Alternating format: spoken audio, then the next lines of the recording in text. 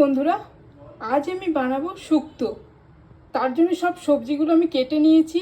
করলা, সজনে ডাঁটা, আলু, কাঁচকলা, বেগুন, রাঙা আলু, পেঁপে নিয়েছি, বড়ি, শুকনো লঙ্কা, তেজপাতা, একটু রাঁধুনি বেটে নিয়েছি, পাঁচফোড়ন শুকনো খোলায় একটু নেড়ে নিয়ে বেটে রেখেছি, আদা বাটা।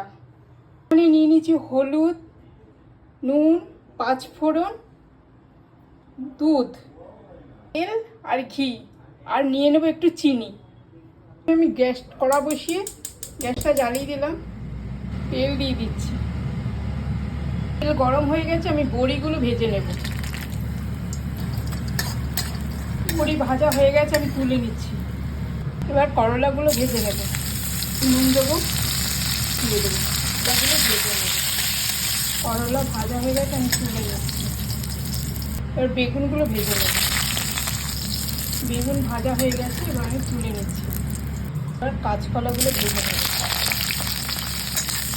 কাঁচকলা ভাজা হয়ে গেছে, আমি তুলে নিচ্ছি। পরে একটু তেল দিয়ে দেবো। হয়ে গেছে, শুকনো লঙ্কা, তেজপাতা, পাঁচফোড়ন দিয়ে দেবো। এখন ভাজা হয়ে গেছে, এবার আলুগুলো দিয়ে দিচ্ছি।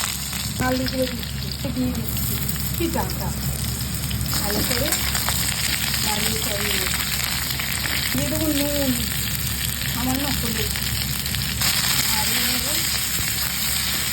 দিয়ে দেবো আদা বাটা, দিয়ে দিচ্ছি রাঁধুনি বাটা। ভালো করে মিষ্টি